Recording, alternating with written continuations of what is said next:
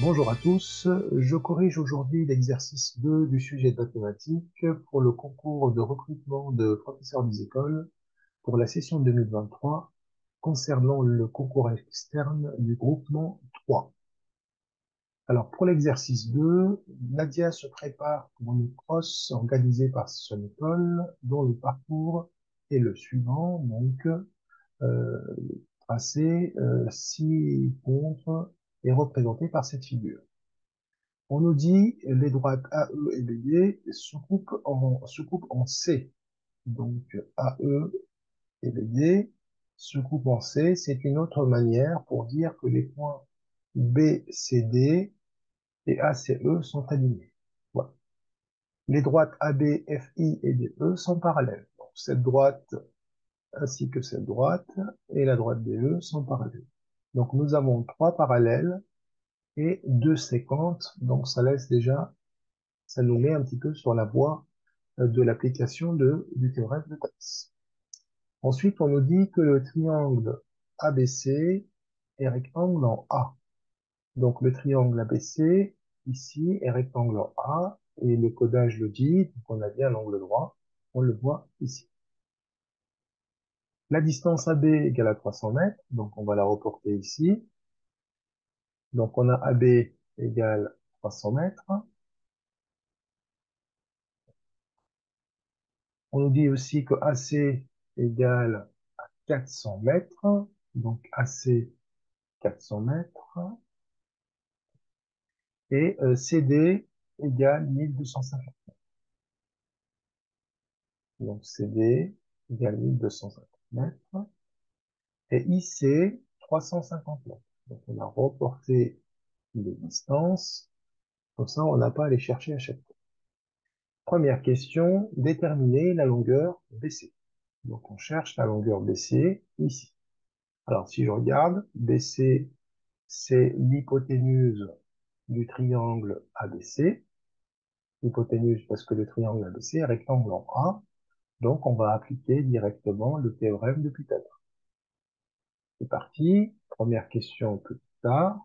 On va commencer par dire que ABC est un triangle rectangle en A.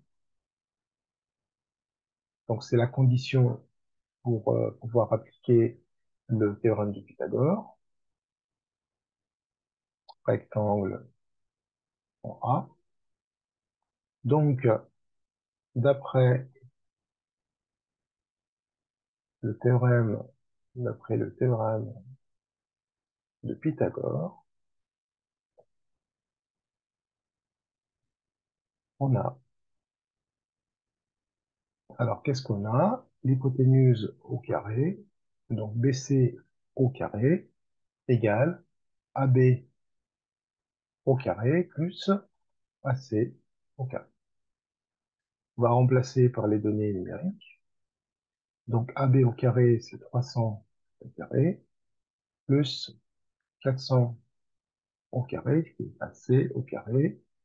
Et donc, en faisant ce calcul, on arrive à 250 000 mètres carrés. Donc, BC, ça sera égal à racine carrée de 250 000, ce qui nous représente 500 mètres. Donc voilà, on a fini de répondre à la question. Donc la distance BC est de 500 mètres. Passons maintenant à la question B. Donc dans la question B, on nous demande de déterminer les longueurs IF et CF. Donc la distance IF, donc la longueur IF c'est celle-là, et la longueur FC est celle-là. Alors on connaît bien, donc on connaît maintenant la distance BC.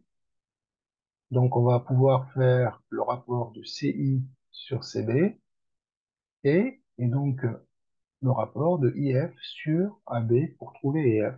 On va tout simplement utiliser le théorème de Thalès puisqu'on a les droites AB et IF sont parallèles et on a bien deux droites séquentes, c'est-à-dire la droite AC et la droite BD, ou bien les trois points alignés ici et ici. Donc, on va pouvoir l'appliquer. Donc, c'est parti. Donc, on va commencer par dire que B, I et C sont alignés, ainsi que les points, ainsi que les points, ainsi que les points A, F, C. Donc, on a bien l'alignement des points. Et la droite AB est parallèle à la droite IF. Donc, de plus, AB est parallèle à IF. Donc, d'après le théorème de Thalès, cette fois-ci, on a, donc je vais écrire que les rapports qui m'intéressent. Donc, CI sur CB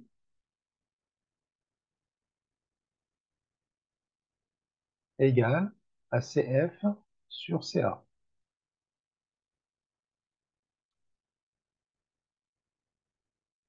Je vais pas l'utiliser, mais je vais l'écrire quand même. C'est pas ce rapport qui m'intéressait, c'est surtout IF sur AB. Bon, j'ai écrit les trois rapports, c'est pas grave. Je voulais en écrire que deux, parce que j'ai pas assez de place. Donc, je vais utiliser le premier et le dernier. Donc, je vais remplacer CI, donc c'est 350 mètres. Donc, 350 mètres sur BC, qu'on vient de calculer, c'est 500. Et ça, c'est égal à IF, bah, c'est ce que je cherche, sur AB, qui est égal à 300. Donc, IF, ça sera égal à 300 fois 350, divisé par 500. Application numérique à la calculatrice, donc 300 fois 350 divisé par 500, on va trouver 210 mètres. Donc, la distance IF est de 210 mètres.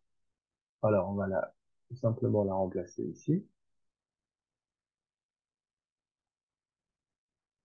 Donc, 210 mètres, la distance que vous cherchez.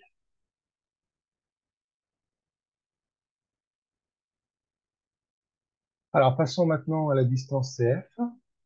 Alors, pour la distance CF, je vais encore utiliser Pythagore, parce que ici, le triangle IFC est rectangle en F.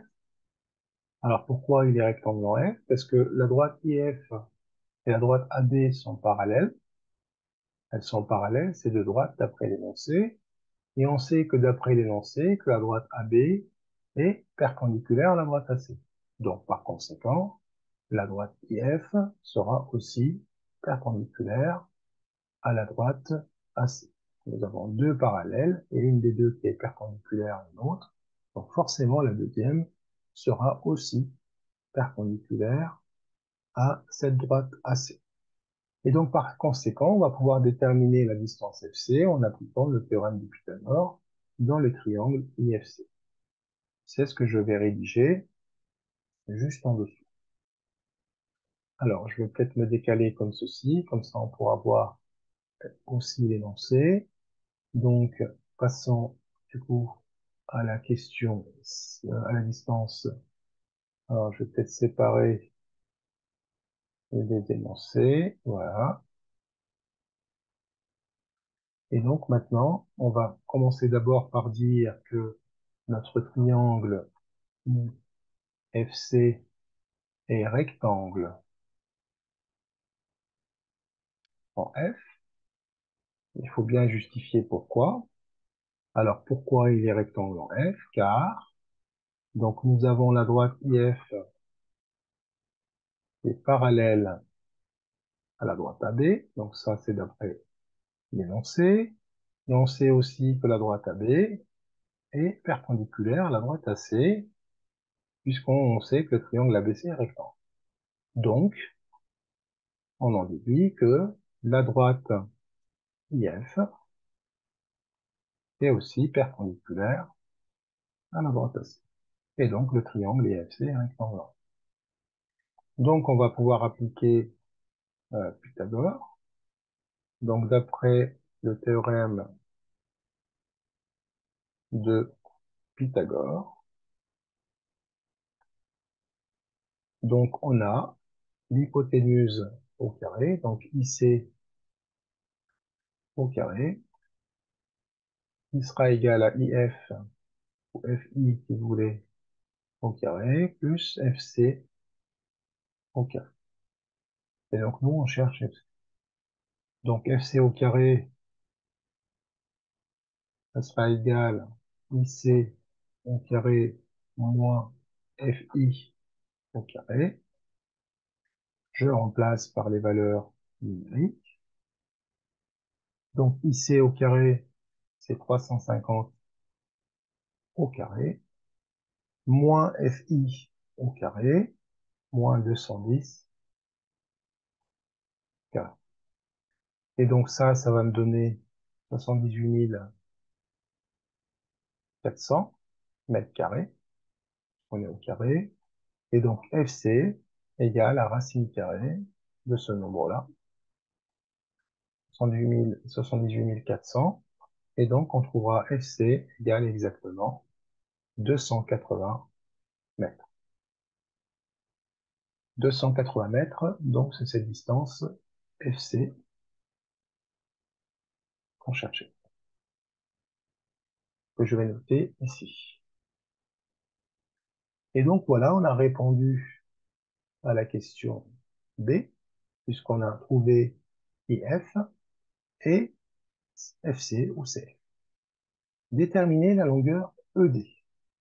Alors, pour déterminer la longueur ED, on va aussi appliquer notre théorème de Thalès, puisque cette droite est parallèle aux deux autres droites.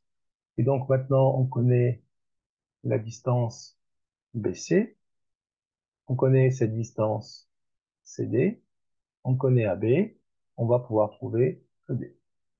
Alors c'est parti, on va pouvoir l'appliquer. Alors ce que je vais faire, je vais carrément changer de page pour pouvoir rédiger l'exercice tranquillement. Alors je me mets juste sur une page à part et je vais juste copier et lancer. Voilà.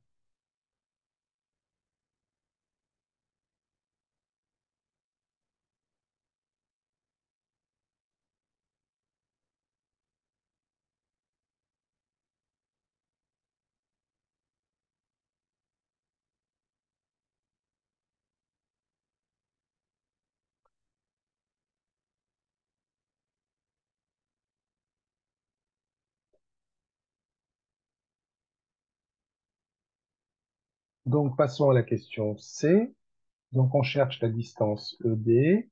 Alors on va dire que la droite AB est parallèle à la droite ED. Ça c'est énoncé. La droite BC et la droite, la droite BD, la droite BD et la droite AE. Donc BD et AE sont séquentes en C. Donc ça veut dire que les points sont alignés, hein, ACE et BCD. Et donc ça, d'après le théorème de Thalès,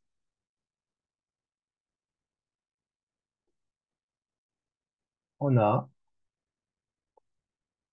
donc d'après le théorème de Thalès, je vous l'écris correctement, on a, alors je vais prendre les rapports qui m'intéressent, donc CB divisé par CD, on connaît CB, hein, égale à AB ou BA divisé par ED. Donc je vais remplacer CD, c'est ce qu'on a trouvé dans la première question, 500 mètres. Donc, 500 divisé par CD, 1250, égale AB 300, divisé par ED. Donc, je vais appliquer mon produit en croix. Donc, ED, ça sera égal 1250 fois 300. Je fais le produit sur la diagonale connue, pleine, et je divise par 500. Divisé par 500. Et je passe à la calculatrice pour effectuer ce calcul.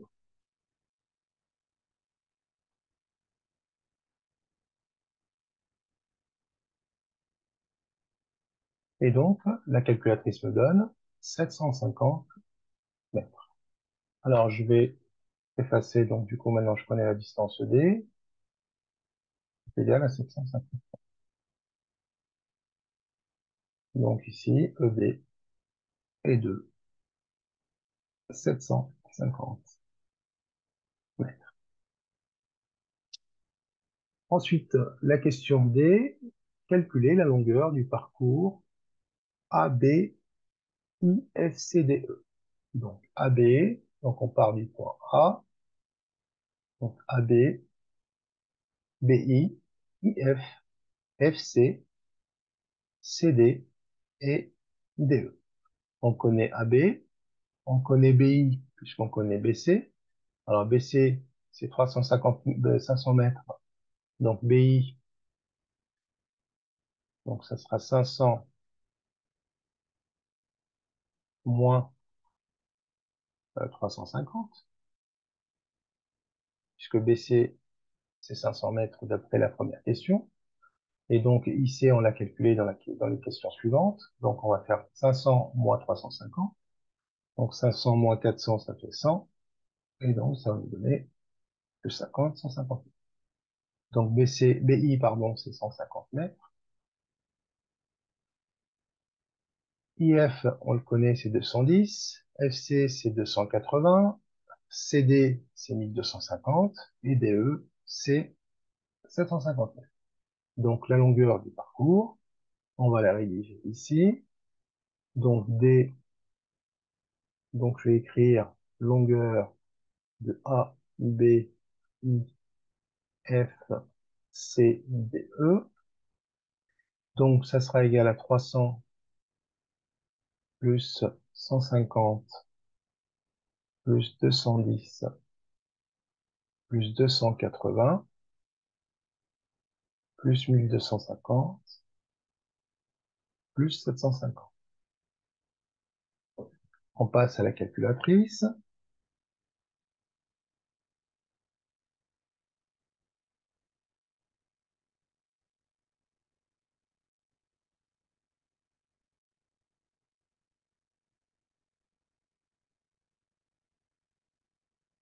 On obtient 2940 mètres. Voilà la longueur du parcours concerné par ce cross. Alors, on va revenir, donc, pour passer à la question 2. Je passe à la page précédente. Alors, pour la question 2, alors, on nous dit,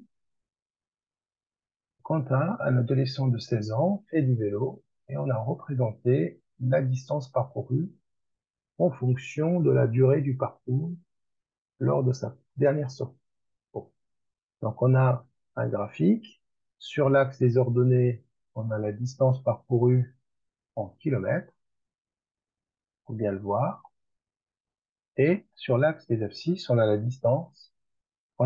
durée du parcours en heures. Donc, ici, nous avons la distance en kilomètres. Et sur l'axe des abscisses, on a le temps ou la durée exprimée en heures. Alors, passons à la question A. La durée du parcours en heures est-elle proportionnelle à la distance parcourue en kilomètres? Justifiez votre réponse. Alors, du coup, on va juste couper le tableau comme ceci. Alors, bien sûr, ça n'est pas une situation de proportionnalité. Donc, on a plusieurs façons pour le dire.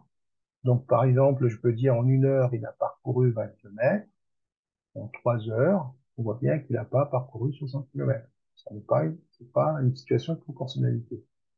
1 heure. Par contre, pour 4 heures, on voit bien que c'est 80. Donc, attention à ne pas regarder rapidement les choses. La façon la plus simple et la plus claire, c'est que non, ça n'est pas une situation de proportionnalité, car la représentation graphique de cette fonction, hein, parce que c'est une fonction qui décrit la distance parcourue en fonction du temps, eh bien, ça n'est pas une droite qui passe par l'origine du repère. Donc, ça n'est pas une fonction linéaire. Et donc, ça n'est pas une situation de proportionnalité. Donc, on va l'écrire. Donc, non, il ne s'agit pas d'une situation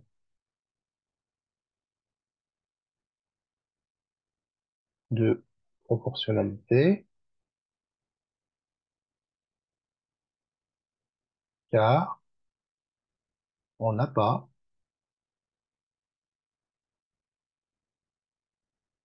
on n'a pas une droite,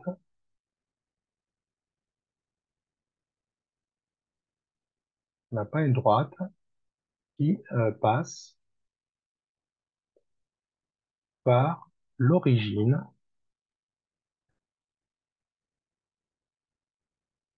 du repère. On a une courbe qui passe par l'origine du repère, ça n'est pas une droite, c'est des morceaux c'est des segments, hein, il y a des cassures.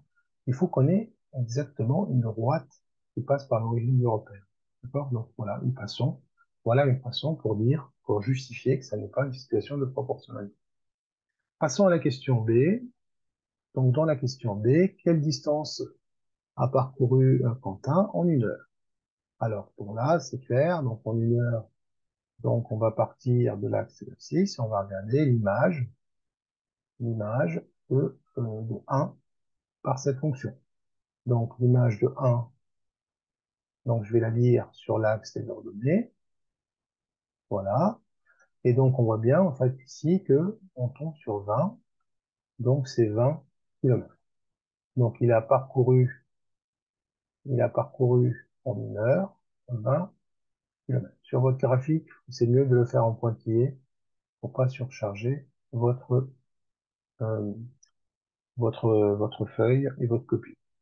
Donc, du coup, en 1 heure, il a parcouru, donc la distance parcourue en 1 heure, alors je vais le faire rapidement. Donc, la distance pour 1 heure de durée est de 20 km.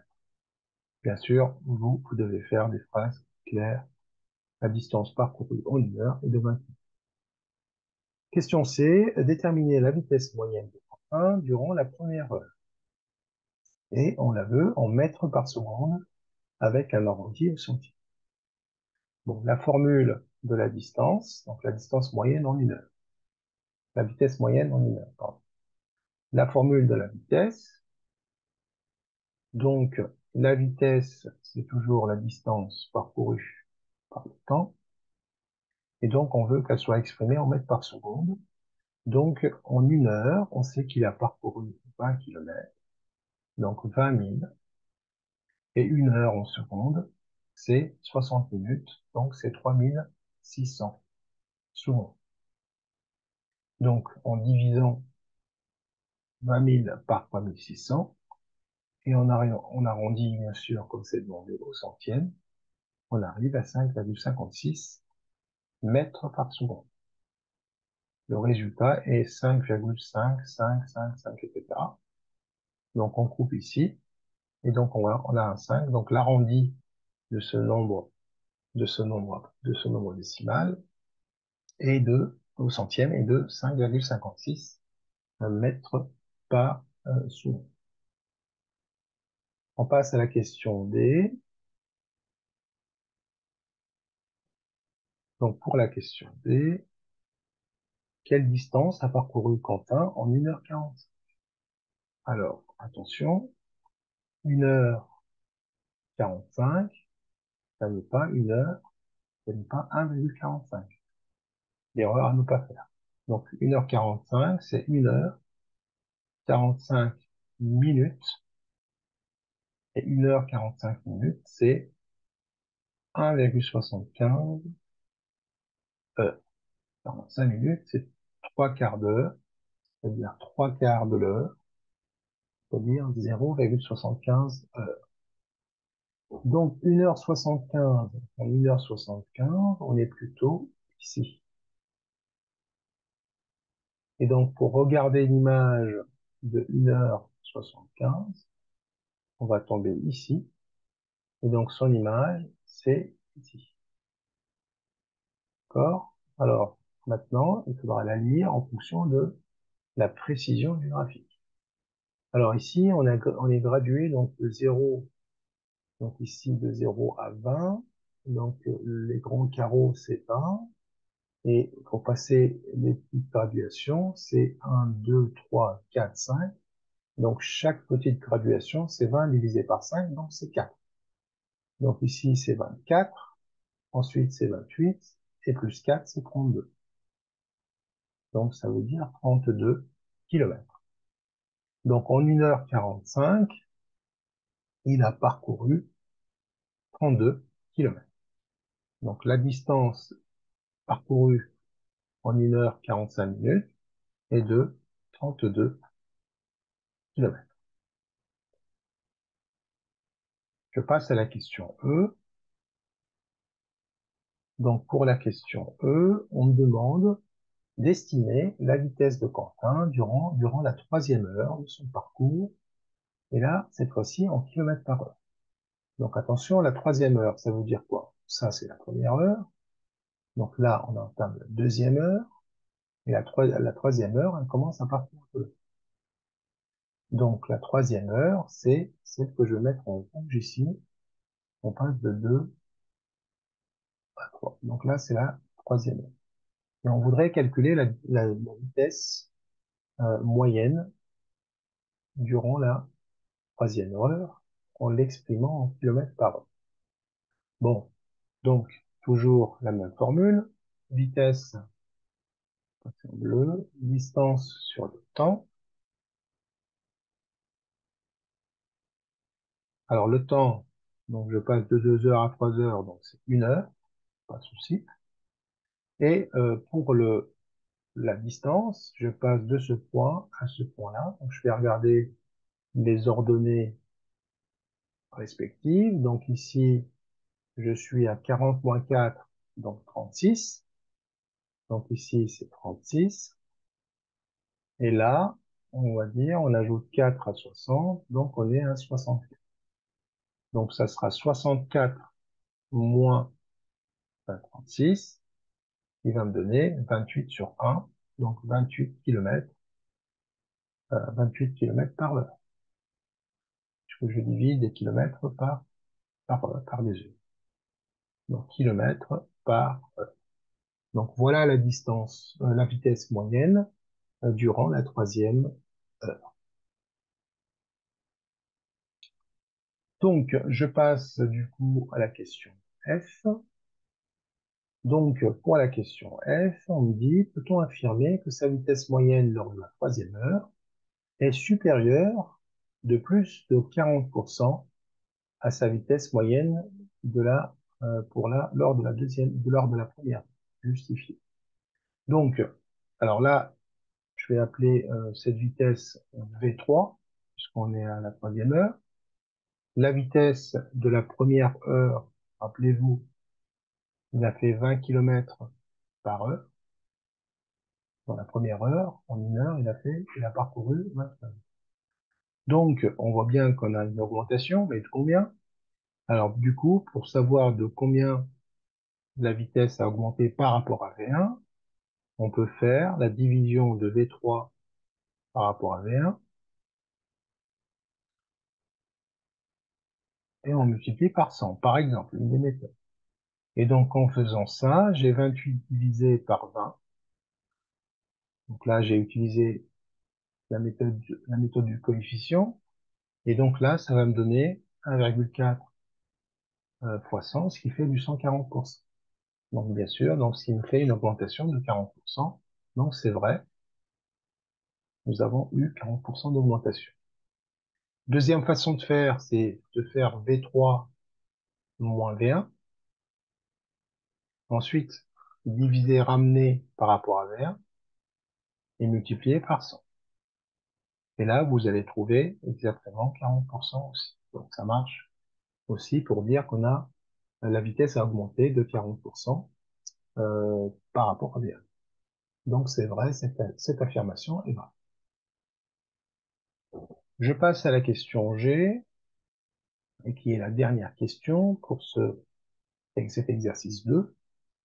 Quelle est la vitesse moyenne de Quentin lors de cette sortie? En kilomètres par heure. Donc encore une fois, je vais appliquer la méthode, la formule de la vitesse, qui est distance par le temps. Donc la vitesse moyenne maintenant sur tout le parcours, V égale D sur T. Alors la distance parcourue, la distance totale, et la distance totale, on va la voir à ce niveau-là. Donc il a parcouru 95 km en 4,5 heures. Eh bien, on va diviser ces deux quantités et on nous demande d'arrondir au centième. Donc la distance, je viens de dire, c'est 95 km divisé par 4,5 heures et on va arrondir au centième, ce qui va nous donner 21,11 km par heure. Donc la vitesse moyenne sur tout le parcours est de 21,11 km par heure. Et donc voilà, nous arrivons à la fin de cette correction. Merci pour votre attention et je vous dis à très vite pour la suite du sujet. Au revoir.